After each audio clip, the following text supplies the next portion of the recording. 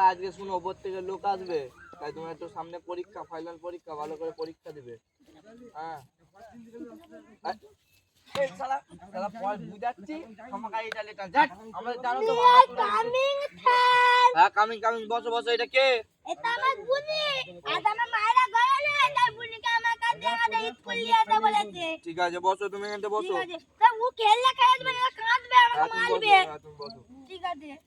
আমি বলছি দেখো, হ্যাঁ। তোমাদের ওপর থেকে লোক আসবে কিছু, হ্যাঁ তাই ভালো করে উত্তরটা দিবে। ঠিক আছে। হ্যাঁ আর বদমাইশিগিরি করবে না। হ্যাঁ।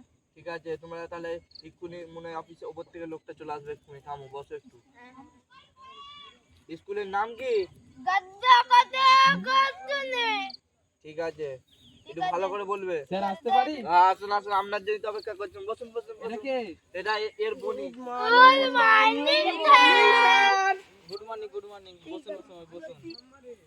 তো বাচ্চারা কয়েকদিন বাদ পরীক্ষা, কাউকে পড়াশোনা করার দরকার নাই। ঠিক আছে। লেখাপড়া করে যে মানি গাড়ি ঘোড়ায় চড়ে সে। হ্যাঁ। বড় যদি হতে চাও